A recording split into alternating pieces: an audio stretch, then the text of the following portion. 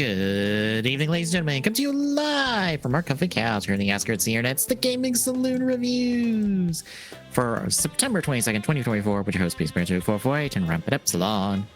Hi. It's more Drive.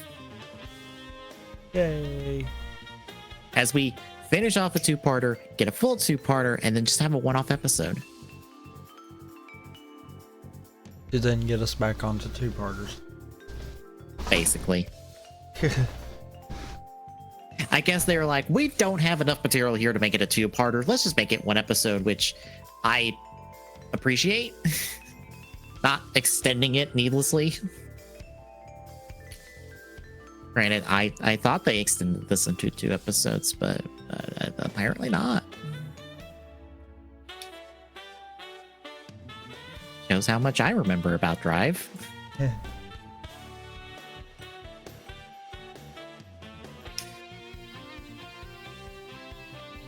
But since I had to update the predictions, I just want to note we're at 11 Gochizos so far. Uh-huh.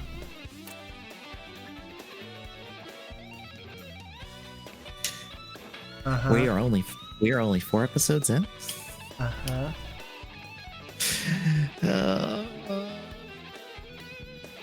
Uh-huh. It's fine. It's fine. They have to front load it, and then they'll taper off afterwards. It'll be fine. Okay. But you do realize we're guaranteed at minimum 3 more Gochizos. I know. I know, because we have a pudding writer, so we have their Gochiza, we have a cake form. No. Oh, no. Oh. That's not counting that. Oh, okay. First upgrade, mid-season upgrade, final form. Yeah. We're guaranteed at least 3 more. Mm-hmm. It wouldn't surprise me if mid-season upgrade might be like 2 Gochizos combining. We apparently have already gotten the leak for Valen's upgrade, and he hasn't technically debuted yet. And so that's the other thing.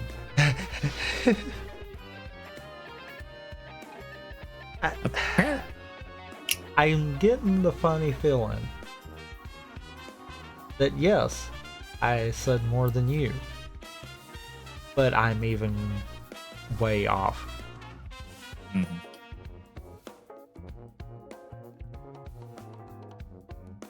Yeah, just for reference, Valen's upgrade form apparently is a dinosaur chocolate form.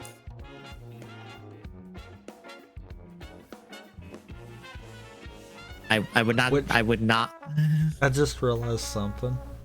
What? Yeah, we're gonna be way off on that count. Of course we will. Well, if you think about it,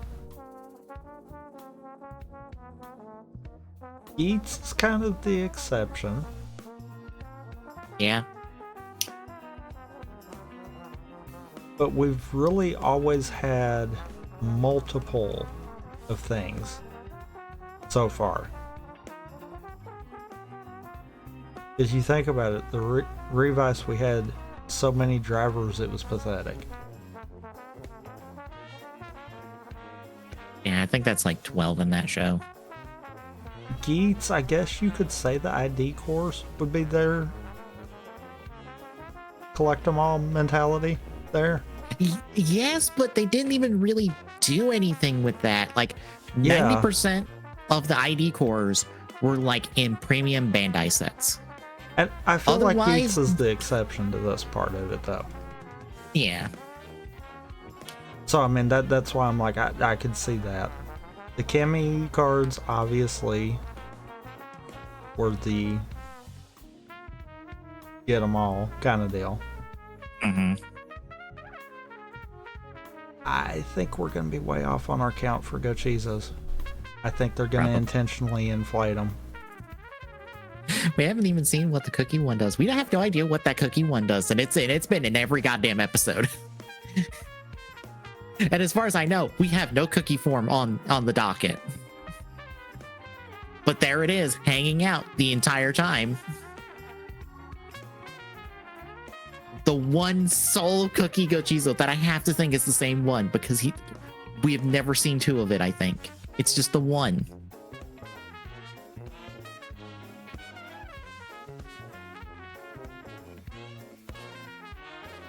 But yeah, at least Gab continues to be good, even if it's still has a lot of questions about it, especially because like now this week's episode makes me go, okay, I get what the mom situation for the most part, kind of. What the fuck's the situation with the dad? Because even the kids are like, oh, the crazy old coot that gave birth to or that's our dad. We fucking killed him. Like, what did the dad do? I figured y'all like took over the company from him and then fucking killed him because fuck him, but y'all describe as crazy. Was he like normal? Was he like a sane person that didn't start this bullshit? Was it the five of you collectively who went, nah, fucking let's turn people into spices and make candy out of them for the rest of our race?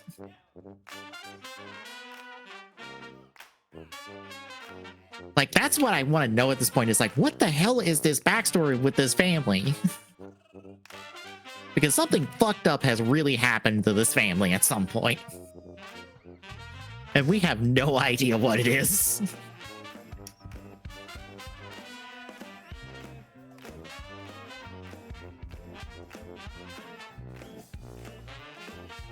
Anywho, I guess, anything before we, like, or anything for Drive as well, before we get into it? No.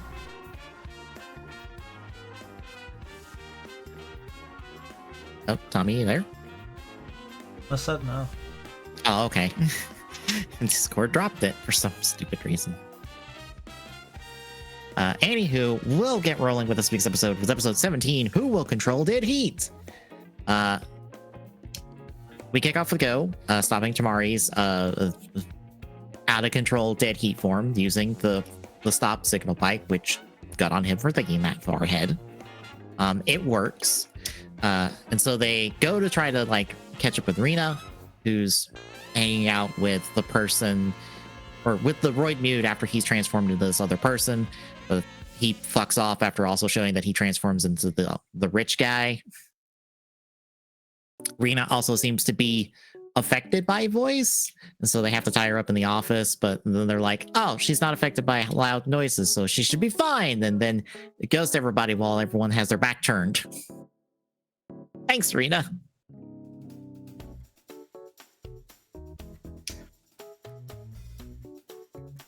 We also find out that how Medic changed Chase was just to change his core program to go, you don't protect humans anymore. You protect the Roid Mutes.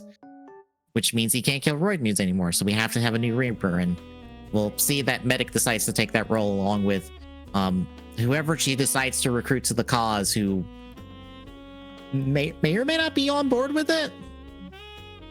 There's a little like small moment in a scene later that makes me go, oh, some of them might not be on board with this anymore.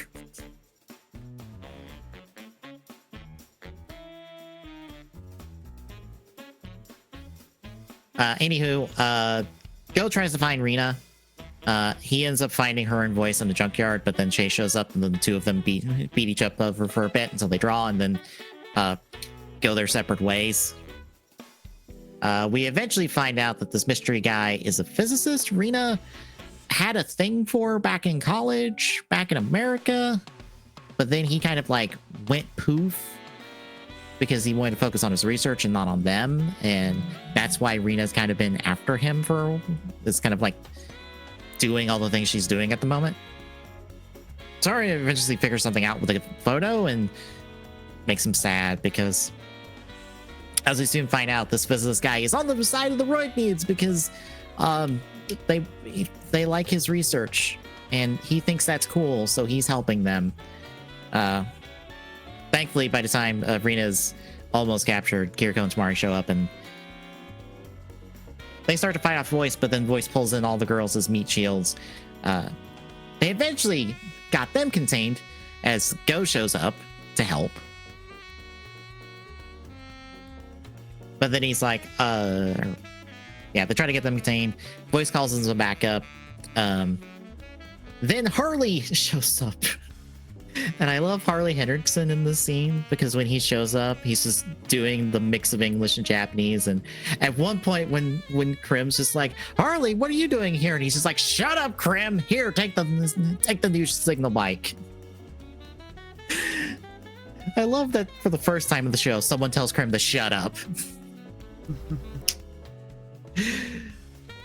But yeah, we've got the new completed Deadheat because before it was just kind of like an empty red, almost looks like a car bed. But now it has a signal bike kind of attached to it and it kind of flips inside. So it's a signal bike and a shift car. And this gives Mock Deadheat, who goes and mops the floor with all the roid mutes, including Voice. Tamari, Kiriko, and Rina have to deal with the girls, including them having bombs on their chests, which thankfully they take out Voice before he decides to make them all pull the trigger on it. But Tamari has to deal with defusing all of them as Go goes berserk. Thankfully, Kiriko has her new boots and she knocks the shit out of Go, and that drops him out of the form. But Rina says goodbye to our physicist guy. And we kind of just wrap up the case from there, which will take us to episode 18. Why is Lieutenant Oda following that guy? We kick off with some extortionists being attacked by a roid mute called Judge. The report goes out on this, and Oda reacts to this as like, oh, I know this guy. And pretty much tells Go specifically, who's like all ramped up and ready to go catch this guy. He's like, you aren't ready for this, kid. We soon find out with him talking to his old partner and mentor that Judge was a criminal back in the day, a human criminal that they tried to catch. Unfortunately, the guy, we don't know for certain at the moment, but supposedly the guy committed suicide by going over a bridge. But Oda and his mentor believe that that was someone who was killed by Judge, and then Judge went quiet until recently because now the roid mutes kind of come about taking his name and stuff and doing his shtick. But Oda's wanting to catch this Judge because, you know, it's the case that basically caused his mentor to retire, so he's trying to avenge him in that respect. Go tries to look into one of the groups that are being targeted because the Judge has a website set up for people to submit requests for who do you wish to have fucked up? He ends up taking out the gang as they try to beat up some kid. The kid thanks him, and after a talk with Kiriko, he goes off with this kid to like record a video about being a hero and stuff, and totally not out his identity as a writer as he says his goddamn catchphrase. Attaboy, Go, way to think things ahead. Meanwhile, Tamari and Oda end up coming across Judge as he attacks I think some mob guys. I forget the specifics. But Judge ends up getting away in the scuffle.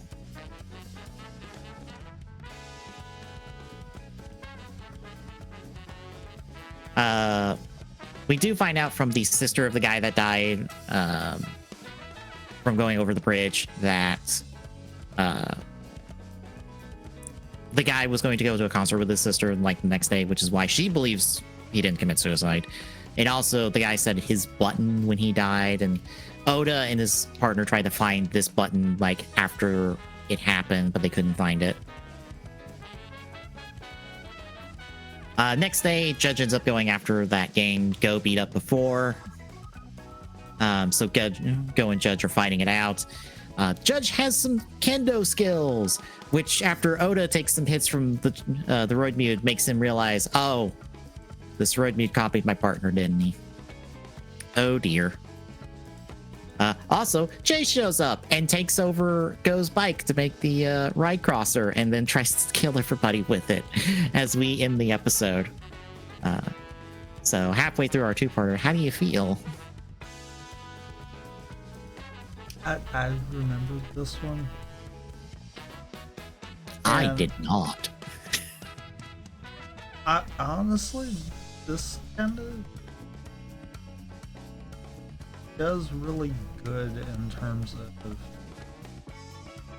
helping flesh out the rest of the team. And I feel like these 2.5 two-parters, I guess, is the best way of saying it. Basically, these 3 arcs kind of do really good for fleshing out the rest of the team. Yeah, and that's now making me think, does Chief ever get 2 episodes to himself? Because I don't think he does. I don't think he does. He just gets little bits here and there in all the other episodes.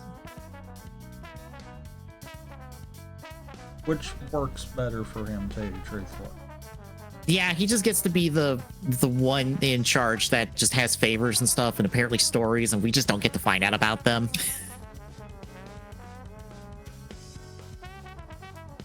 I forgot to mention this in the recap. Tamari uses Deadheat in this episode, which I completely forgot, because I remembered he uses Deadheat when he uses it for the first time, and then he uses Deadheat in the last episode of this batch. I do not remember him using Deadheat in this episode specifically. Or that Chase actually overloads his Deadheat form to put him out of commission for the fight. Which makes a lot of sense, because he would know exactly how to overload a dead zone based form.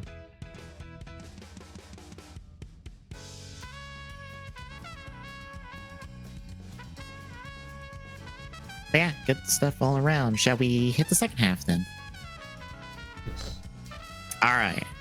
Episode 19. Who or what can judge the police? Tamari, trying to defuse the situation, hops in the Trideron, has a go at type technique for him to literally split the right crosser back in half, and Chase fucks off with his bike, and Go takes his. Oda tries to go to confront his partner, and his partner's like, yeah, I hooked up with this roid mute to draw out Judge by having this roid mute be Judge. Because that kid's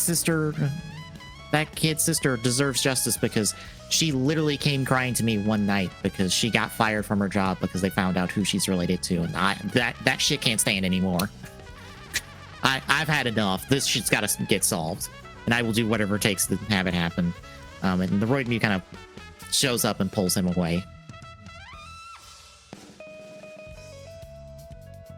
We also find out that the kid Go ran into was the real Judge and has set him up to be Judge via some real bad faking footage of just footage of Go talking and then faking and just inserting in voice lines from himself saying that he's judged. And anyone could look at that footage and clearly see that he is not speaking those lines.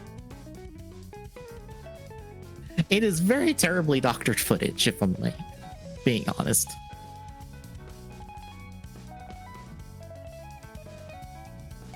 Back at the office, Q and Chief, who have been gone for the last couple episodes, are just back. Chief's back from his vacation, and Q's just back from being busy with stuff we'll talk about in the next episode, I guess.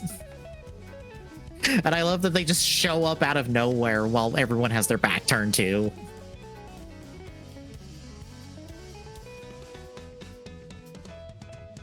But they pitch in to help out. Tamari eventually just goes to underneath the bridge and starts looking for the button. All the shift cars come in to help. Kiriko and Oda start looking at other locations. Oda actually runs into Deco Traveler and is just like, oh, it's one of little Tamari's fancy car things. That's neat. And just kind of talks to it for a bit of just look, I'm old fashioned. I'm out of date, but I gotta try anyway. And that kind of peps up Deco Traveler, which I forget how much they or how they sometimes characterize the shift cars to give them personalities, even though it's not that frequent.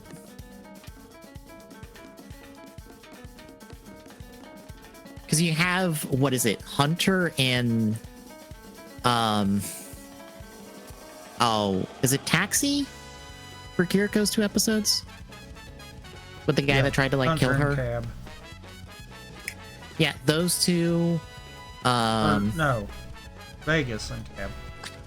Yeah, Vegas and Cab. Yeah, that's the two of them. Yeah, Vegas and Cab. Here with Deco.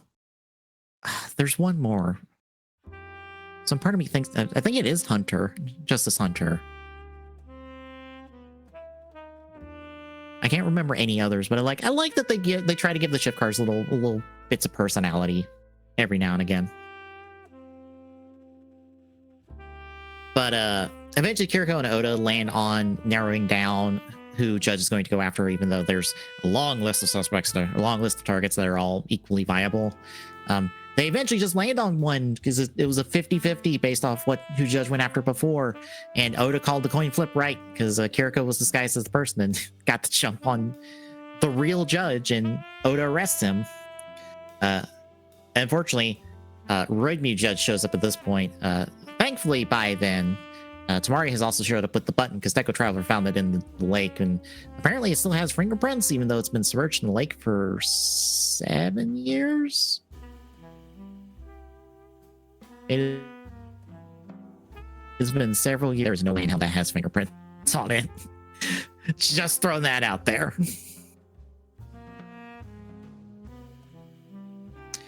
But yeah, Tamari and Go end up having to fight the real Roidmu Judge. Chase also shows up and Go fights him. And I appreciate Chase trying once more to call the right crosser, but Go's like, I left my bike at home.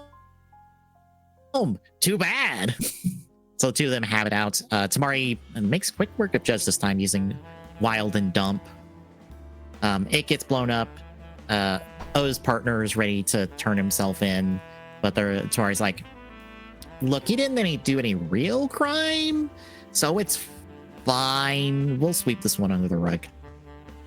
And that puts an end to these two episodes, which takes us to our last episode, episode 20. When did Q Saijo become a Roidmu?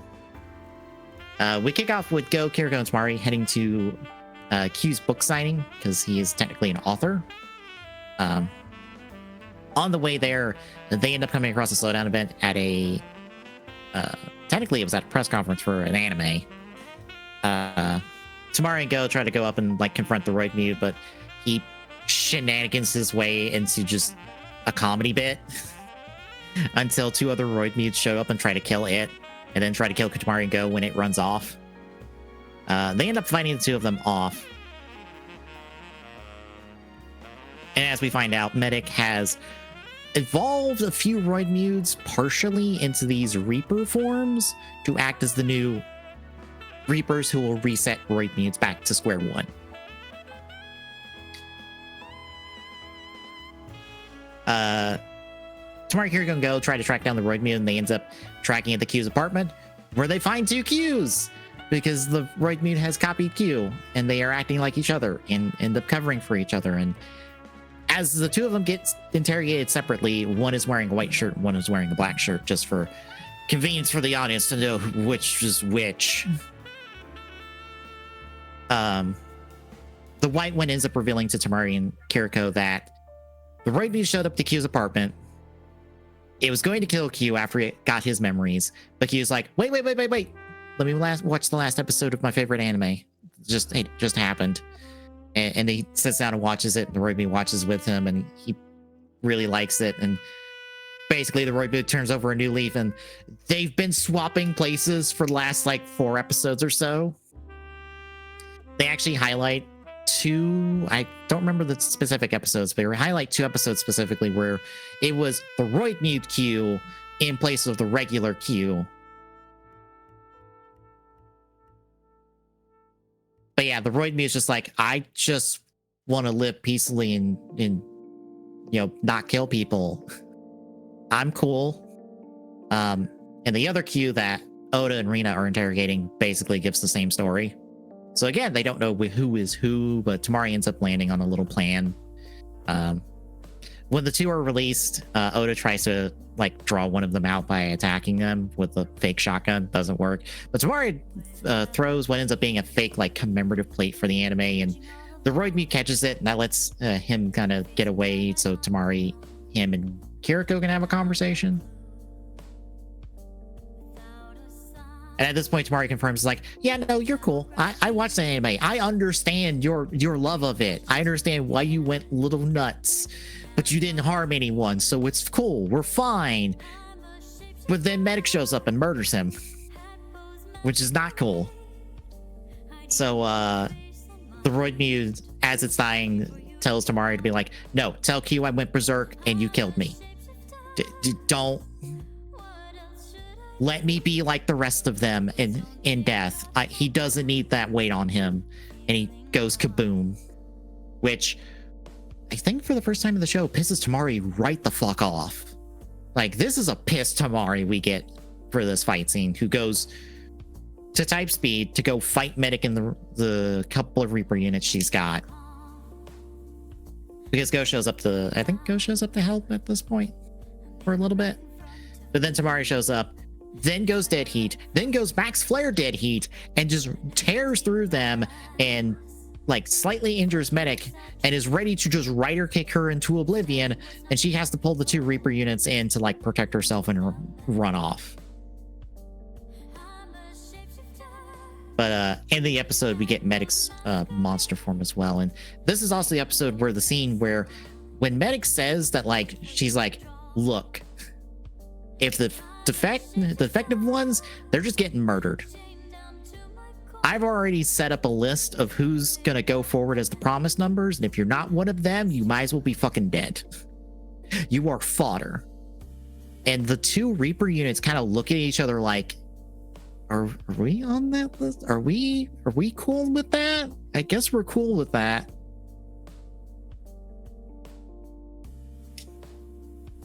But yeah, that is our last episode of the bunch. So how'd you like the back half? I mean, truthfully, what's not to like when you've got a good show that actually knows how to do story? Yeah. Because even though for all intents and purposes these are filler, they're still progressing everything. Yeah, we get character bits for the supporting cast, which we sometimes don't get in Rider. Which I have to say this funny little anecdote. In John's Discord, there is a Toku channel or Toku chat, and one person in there is currently watching Saber. Oh, I feel bad for them. They are sub 20 episodes, and they think they've only got one more writer to see. Well, they're around the 10 episode mark, and they think they have one more writer to see. Just one more writer to see. Sure. Bear in mind, they're blind. I read that and I'm like, you poor sweet innocent child. You have no idea how many more writers you are in store for. Bad news, there's like 8 more.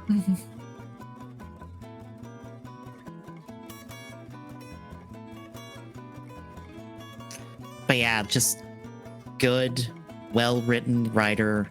It's just nice to have that and just be like, all right, good character stuff, chase stuff continues to be good, especially because 2 weeks it's Formula 2-parter, which is basically the combination of Chase as Chaser. Because he doesn't go back to being Chaser after that, does he?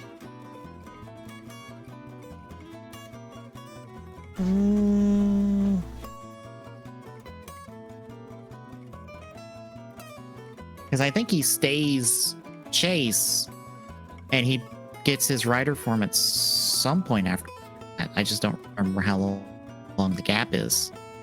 I feel like it's a couple of 2-parters after. Yeah, because I remember how it is of just like, okay, Chase shows up to Kiriko randomly one night. She takes him in to try to like get him better with Mad Doctor's help. And I think that is in the 2-parter where he gets his driver. If not, it's like a 2-parter later. I think it's a 2-parter later.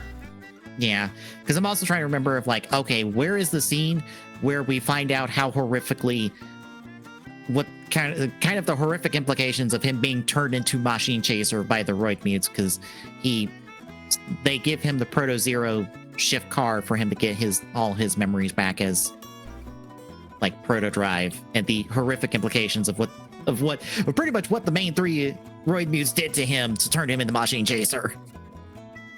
And I think, isn't that might be...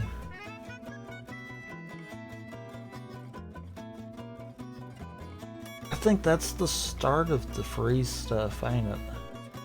I believe so, because it feels like that's when Tamari gets outed as Drive to the public. Because right now he's not outed as Drive in the public. But right around there, I think he gets outed as Drive to the public on his own accord. Yeah.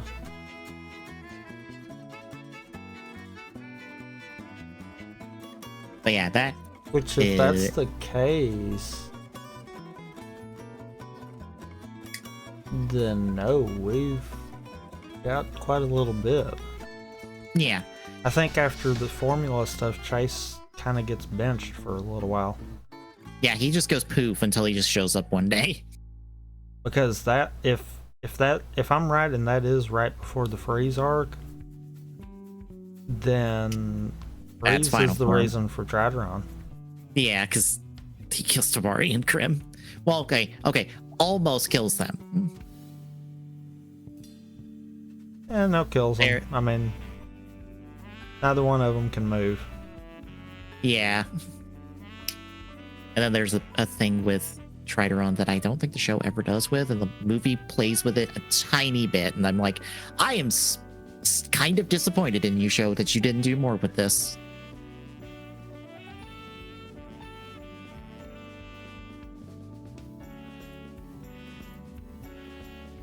But anywho, in 2 weeks, we will pick up Drive from there. But between now and then, tomorrow still? Presumably, yeah. Yeah. Tomorrow, we're doing Kenga for the first time, and we will see how that goes. Thursday, I'm going to continue Path of Radiance Retro Achievements.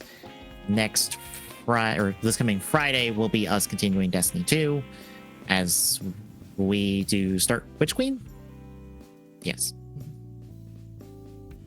Apparently there is technically campaign stuff we could do for Beyond Light, but we might as well just move on to Witch Queen, if I'm being honest.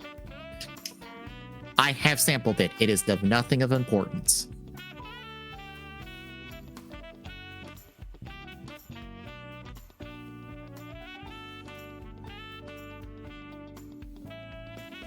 But there is that, and then next Saturday, or this coming Saturday, will be TGS, where we get to talk about stuff. A state of play, I hope. A not disastrous state of play. Oh god, if that state of play is disastrous, I don't know what to say.